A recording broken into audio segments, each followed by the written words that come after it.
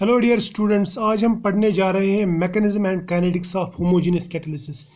इस टॉपिक को एंड तक देखना, बहुत ही इंटरेस्टिंग टॉपिक है, बहुत ही मज़ेदार है। ठीक है, देखो ये जो ना, इसमें जो मैकेनिज्म पढ़ेंगे हम, वो पढ़ेंगे इस थ्योरी का, उसको कहते हैं इंटरमीडिएट कम्प्लेक्स थ्योरी, यानी इंटरमीडिएट कम्प्लेक्स फॉर्मेशन थ्योरी बोलते हैं इसको।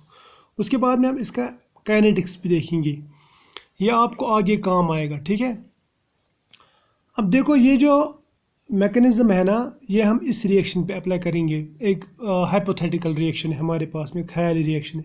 सपोज रिएक्शन क्या है, ए प्लस बी मिलाते हैं, हमें मिलता है प्रोडक्ट ए बी, और इसके लिए हम यूज़ करते हैं कैटलिस्ट दिस एक्स। इससे ये रिएक्शन फास्ट होती है।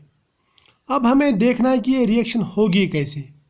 तो ये कैसे पता चलेगा, ये पता चलेगा हमें मैकेनिज्म से, यानी मैकेनिज्म से हम पता लगाएंगे कि ये जो कैटलिस्ट है, ये कैटलिस्ट कैसे काम करता है। ठीक है, ये किस तरह से इस रिएक्शन को कैटलाइज कराता है। So according to this theory, ये थ्योरी कहता है कि जो कैटलिस्ट रेट इंक्रीज करता है, वो एक्चुअली इन रिएक्टेंट्स के साथ में क्या करता है, वो किसी भी एक रिएक्टेंट के साथ में पहले खुद रिएक्ट हो जाता है और एक एक्टिवेटेड कॉम्प्लेक्स बनता है। और ये जो रिएक्शन रहती है, ये रहती है रिवर्सिबल रिएक्शन। मैं बताऊंगा कैसे। सपोज ये रिएक्टेंट्स है और ये कैटलिस्ट है, तो सबसे पहले ए प्लस एक्स ये आपस में रिएक्ट होंगे और ये रिवर्सिबल मैनर में रिएक्ट होंगे, ये बनाएंगे ए एक्स, राइट। इसको मैं बोलता हूँ, ये जो बन गया ना, इसको बोलते हैं इंटरमीडिएट कॉम्प्लेक्स। ये हमारा प्रोडक्ट नहीं है, प्रोडक्ट ए बी है हमारा, ये याद रखना, ये प्रोडक्ट है, लेकिन पहले ये बनाता है ए एक्स। अब मान लीजिए जो फॉरवर्ड रिएक्शन थी, उसका स्पेसिफिक रिएक्शन रेट ये था K1, और जो रिवर्स आती है रिएक्शन, उसको हम बोलते हैं K2। समझ में है ना, फॉरवर्ड रेट जो है K1 और रिवर्स रेट K2, यानी इसकी स्पीड जो स्पेसिफिक स्पीड है वो K1 है और रिवर्स की जो स्पेसिफिक स्पीड है वो K2 है। इतना याद रहेगा। ये हो गया स्टेप 1। फिर ये कहता है कि दूसरे स्टेप में क्या होता है, स्टेप 2। स्टेप 2 की बात करेंगे हम। स्टेप 2 में क्या होता है, ये जो ए एक्स बन गया, ये जो कॉम्प्लेक्स बन गया, ये बी के साथ रिएक्ट करता है। किसके साथ, बी के साथ, और बनाता है ए बी। क्या बनाता है ये, ए बी, यानी प्रोडक्ट प्लस मिलता है हमें एक्स वापस, इन्हें वापस मिलता है हमें कैटलिस्ट। यानी कैटलिस्ट जैसा, जैसे कैटलिस्ट जैसे यहाँ से गया था, देखो ए एक्स रिएक्ट करता है बी से और बनाता है ए बी प्लस कैटलिस्ट वापस। जैसा कैटलिस्ट यहाँ एंटर हुआ था वैसे ही वापस आ जाएगा। इसका फिजिकल नेचर चेंज हो सकता है, लेकिन इसका केमिकल नेचर चेंज नहीं होगा। ये एक्स यहाँ पे भी था, एक्स यहाँ पे भी है, इसमें कोई चेंज नहीं आई। क्लियर। तो ये है हमारा मैकेनिज्म, किसका, होमोजीनियस कैटालिसिस का। ये याद रखना, होमोजीनियस कैटालिसिस का मैकेनिज्म और काइनेटिक्स है ये। अब हम इसके लिए कुछ एग्जांपल्स देखते हैं। मैं एक एग्जांपल लिखता हूँ यहाँ पे। फॉर एग्जांपल, आपने रिएक्शन देखी होगी SO2, ये गैस है, प्लस O2, ये भी गैस है। ये रिएक्ट होते हैं, ये बनाते हैं SO3। ठीक है, इसको लिखूंगा मैं 1/2, क्योंकि एक ही ऑक्सीजन यहाँ पे ऐड होता है। और ये रिएक्शन कैटलाइज होती है NO से। किससे रिएक्शन होती है, कैटलाइज NO से। अब हम इस रिएक्शन का मैकेनिज्म देखेंगे। हमने हाइपोथेटिकल रिएक्शन का मैकेनिज्म देखा, अब हम एक रियल रिएक्शन का मैकेनिज्म देखेंगे, इस रिएक्शन का। ठीक है, अब हम इसका मैकेनिज्म चेक करते हैं, देखते हैं कैसा हुआ। देखो ये रिएक्शन को देखो, इन रिएक्टेंट्स में से एक रिएक्टेंट पहले इस कैटलिस्ट के साथ रिएक्ट करता है और वो एक बनाता है एक्टिवेटेड कॉम्प्लेक्स। उसके बाद में वो एक्टिवेट या इंटरमीडिएट कॉम्प्लेक्स के बाद में वो इंटरमीडिएट कॉम्प्लेक्स दूसरे रिएक्टेंट के साथ में रिएक्ट करता है और बनाता है प्रोडक्ट। तो मैं लिखूंगा पहले स्टेप में, देखो क्या होता है। ये मैं लिखूंगा O2। देखो एक्चुअली O2 मॉलिक्यूलर फॉर्म है ऑक्सीजन का। एक ऑक्सीजन जो है ना, वो 2 SO2 को ऑक्सीडाइज करता है। तो अगर मैं ऐसे O2 लिखूं, तो मैं इसको, इस रिएक्शन को ऐसे लिखूंगा, 2 SO2 plus O2 gives 2 SO3। ये समझ में आया, ये तो बहुत ईजी है। अब देखो होता क्या है, O2 पहले कैटलिस्ट के साथ रिएक्ट करता है। किस कैटलिस्ट के साथ? NO के साथ में, और ये बनाता है NO2। ये याद रखना, मैं लिखूँगा 2 ये भी 2 राइट। ये पहला स्टेप है, स्टेप 1। ये बन गया इंटरमीडिएट, ठीक, इंटरमीडिएट। उसके बाद में ये इंटरमीडिएट, ये NO2 रिएक्ट करता है SO2 के साथ में। ये इंटरमीडिएट है ना, INT। ये दूसरा रिएक्टेंट है। दूसरे स्टेप में क्या होता है, ये रिएक्ट करता है इसके साथ में और बनाता है SO3, यानी इसका ऑक्सीजन इसकी तरफ जाता है प्लस NO वापस। ये है कैटलिस्ट वापस। समझ में आया? कैटलिस्ट वापस। क्लियर? ये बन गया अपना प्रोडक्ट। ये इसकी एक एग्जांपल है। दूसरी एग्जांपल दिखाता हूँ मैं। दूसरी एग्जांपल हम यहाँ पे लेंगे। आप देखो, आपने इथेनॉल नाम सुना होगा, इथेनॉल, ठीक है, C2H5OH, राइट। इस इथेनॉल को अगर आप रिएक्ट कराएंगे in presence of sulphuric acid H2SO4, इसको हीट करेंगे, ठीक है, तो क्या होता है, ये दो इथेनॉल आपस में मिलते हैं और ये बनाते हैं C2H5O, फिर C2H5, ठीक है, प्लस मिलता है यहाँ पे H2, यानी यहाँ पे वाटर मिलता है। क्लियर? इतना तो क्लियर है। ये किसकी वजह से हो रहा है? ये रिएक्शन किसकी वजह से फास्ट होती है? इसकी वजह से sulphuric acid acts as catalyst. अब हम इस रिएक्शन का मैकेनिज्म देखेंगे, इसका मैकेनिज्म कैसा होगा। देखो, इसका मैकेनिज्म अगर हमें देखना है, मैकेनिज्म मतलब स्टेप बाय स्टेप डिस्क्रिप्शन, ये स्टेप बाय स्टेप कैसा होता है, इसको गौर से देखो। सबसे पहले C2H5OH, ठीक है, ये जो है ना, ये रिएक्ट करता है H2SO4 के साथ में। इसको लिखूंगा मैं HSO4H, चलेगा? ठीक है, देखो क्या होता है, ये निकल जाता है यहाँ से वाटर बाहर, तो पीछे क्या रहेगा? पीछे रहेगा C2H5, ठीक, SO4H या H, इसको हम बोलते हैं इथाइल हाइड्रोजन सल्फेट। ये है रिएक्शन नंबर 1, यानी स्टेप 1। ये अपना बन गया इंटरमीडिएट, ठीक। दूसरे स्टेप में क्या होता है? दूसरे स्टेप में ये C2H5SO4H, ये दूसरे इथेनॉल के साथ में, यानी C2H5OH के साथ में रिएक्ट करता है। समझ में आया ना? ये दूसरे इसके साथ में ये रिएक्ट करता है। तो यहाँ पे क्या होता है, ये और ये बाहर निकल जाते हैं। क्या निकल गया बाहर? शाबाश, यहाँ पे दिखाऊंगा मैं, बोलो, H2SO4।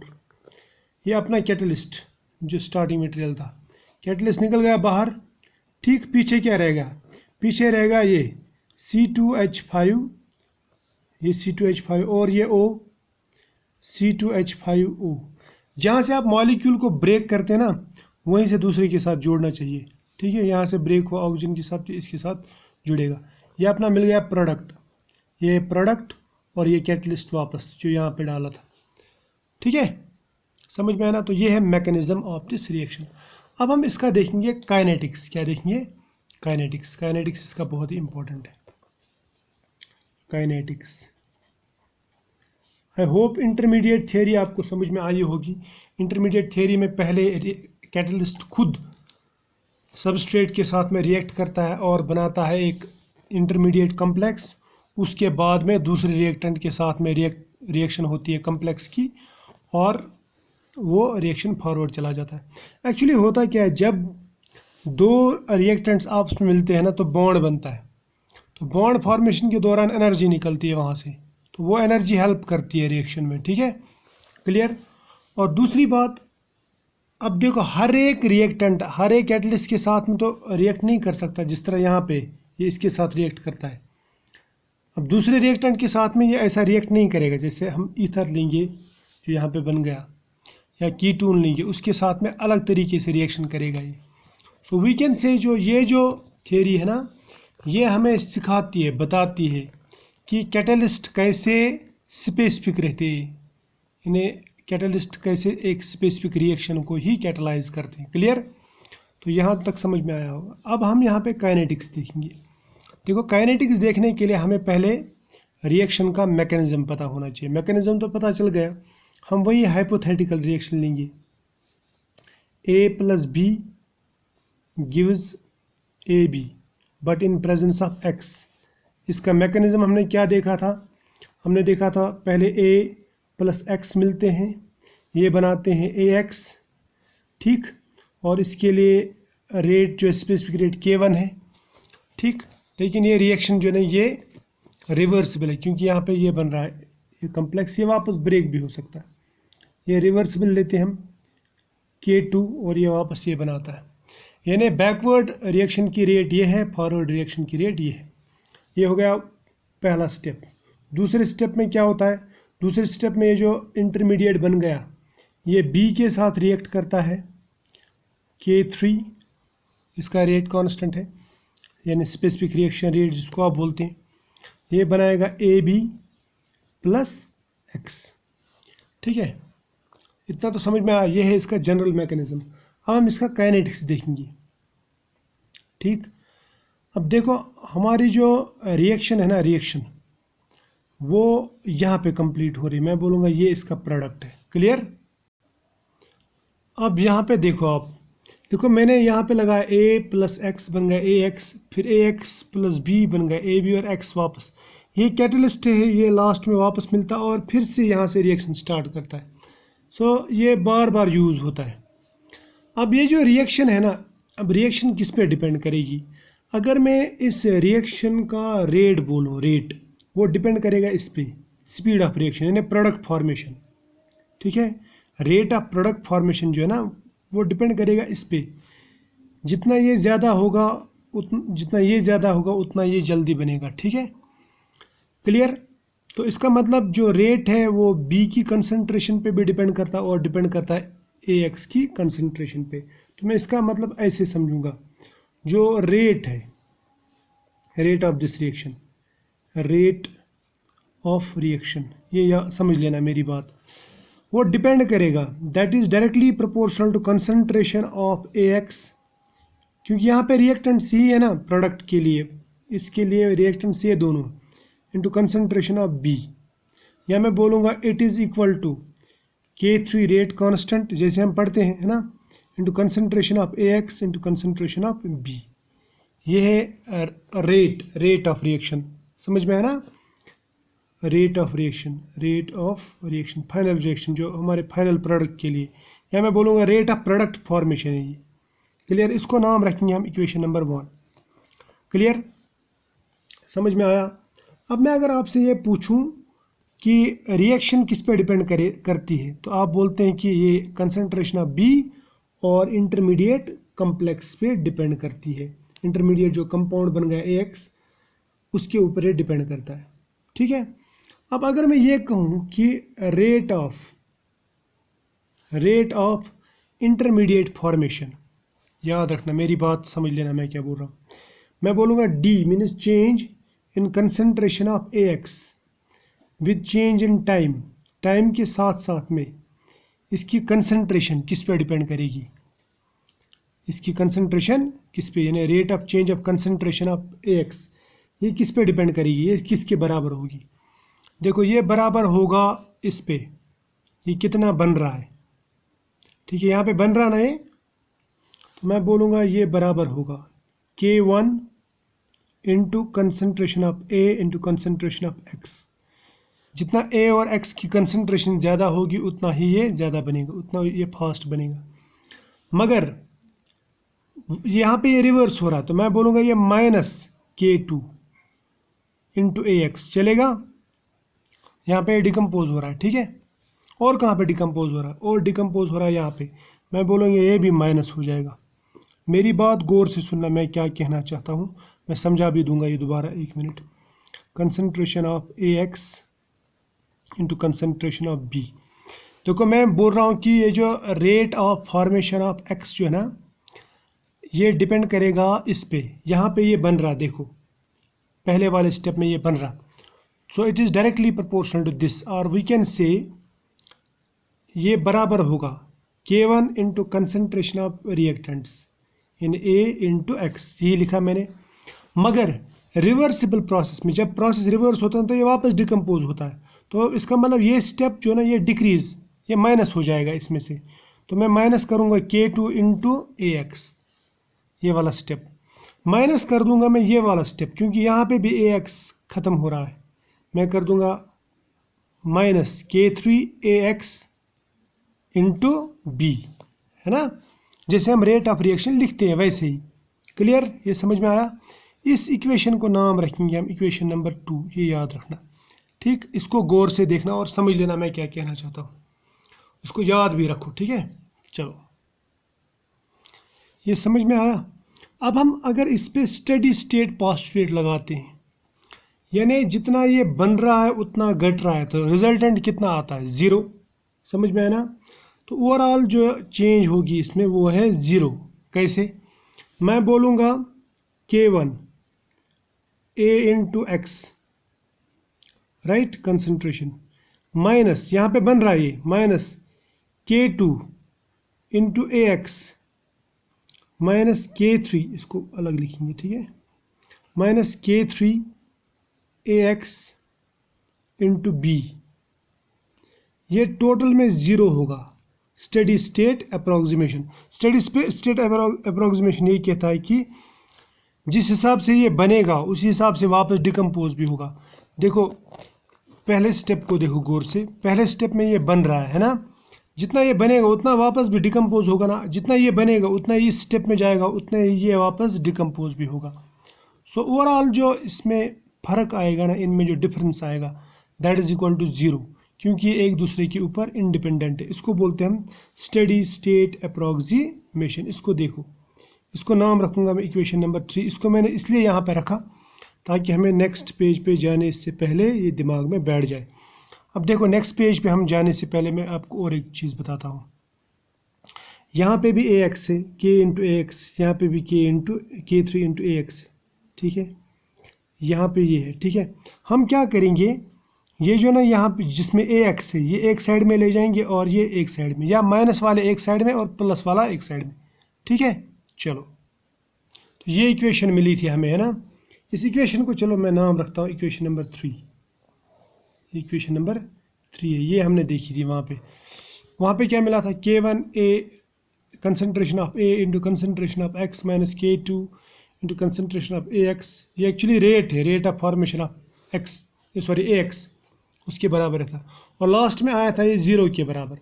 अब ये माइनस वाले जो है ना एक साइड में ले जाएंगे और प्लस वाले एक साइड में, ये क्या बन जाएगी इक्वेशन, ये K1 A into x, right. ये समझ में आया। इसको ले जाए इधर, ये बन जाएगा यहाँ पे प्लस, यहाँ पे माइनस था तो इधर प्लस बन जाएगा, ये बन जाएगा K2 AX concentration of AX। ये भी ये इधर ले जाए, ये बन जाएगा plus, right, plus K3 AX into concentration of B, 0 ख़त्म, ठीक, क्योंकि हमने उस साइड में ये लेके गए। तो ये समझ में आया यहाँ तक, क्लियर तो दिख रहा, यस, हाँ ठीक है, आ गया समझ, ये क्लियर है अब, यस। चलो अब देखते हैं, देखो इनमें से ये कॉमन निकालो, ये कॉमन निकालो, तो क्या रह जाएगा इधर, ये बन जाएगा K1 A इंटू एक्स, ठीक, इक्वल टू, यहाँ पे रखेंगे हम K2, राइट,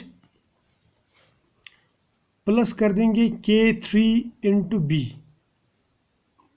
समझ में आया, यानी ये और ये निकाल दिया बाहर, ये अलग। अब कॉमन क्या है इसमें, कॉमन ये है ना, ये कॉमन निकाल दिया बाहर, AX इधर रख दिया, जिसको अगर इसको मल्टीपल करेंगे वापस ऐसे बनेगा, देखो AX into K2 AX, AX into K3 B, ये बन जाएगा K3 AX B। समझ में आया ना, इतना तो आप समझ लेते हैं।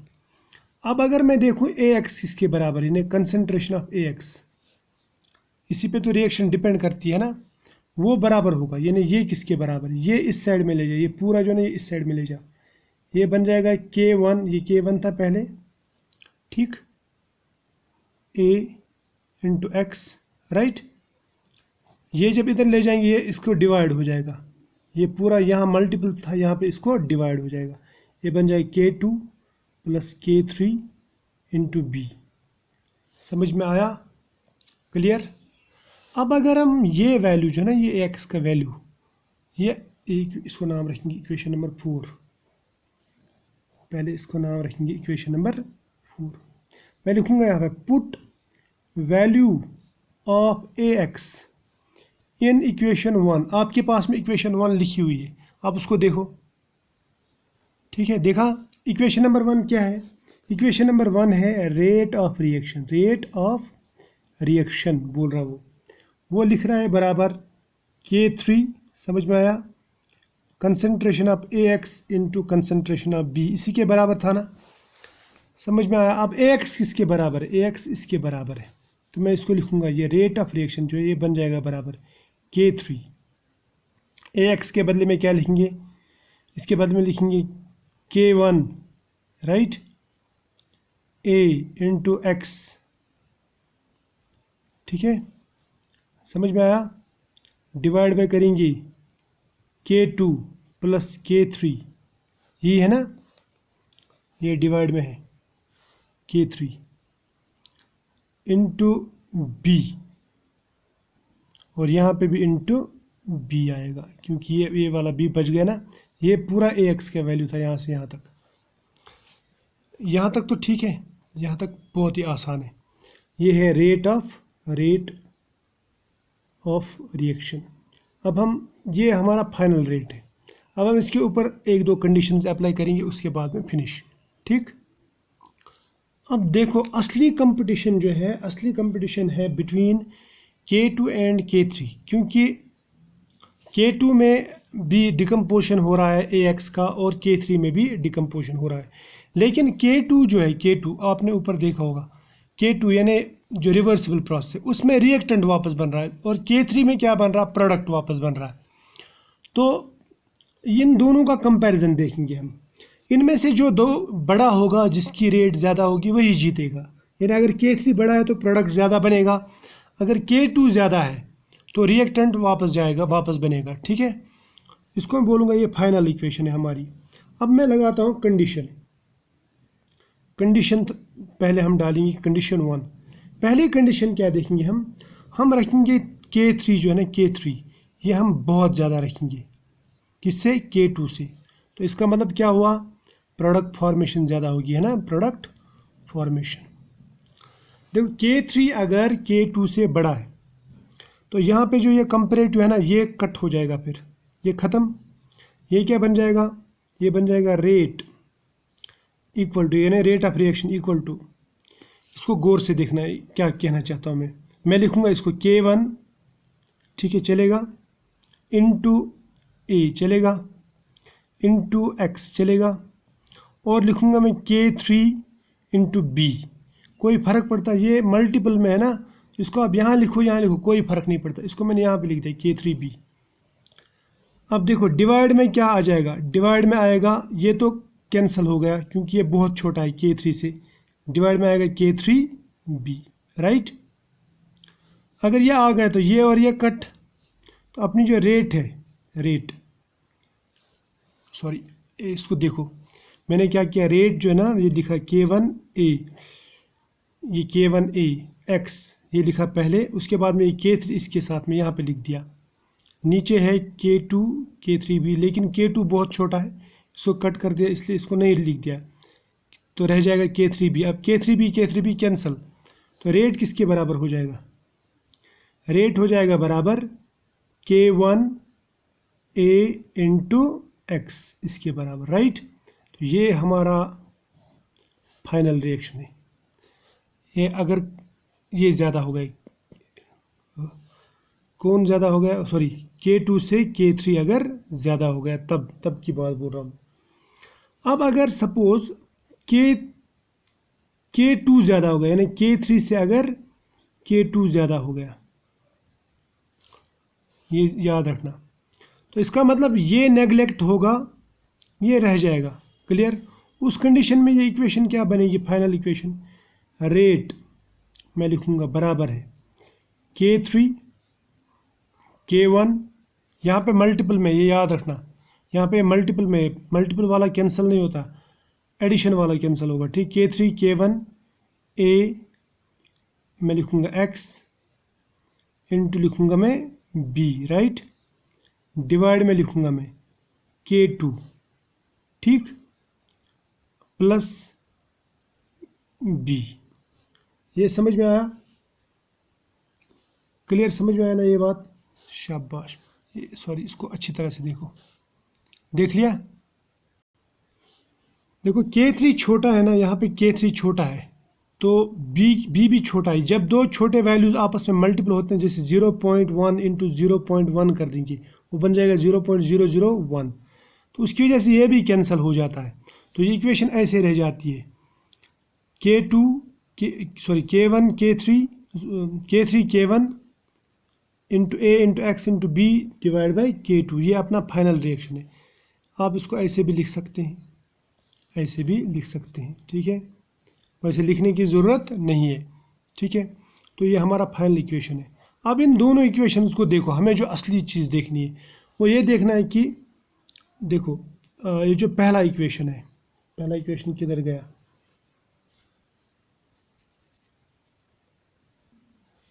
ये जो पहला कंडीशन में जो इक्वेशन बन गया, ये इसमें भी रेट जो है ना, rate is directly proportional to X, इसमें भी rate directly proportional to x.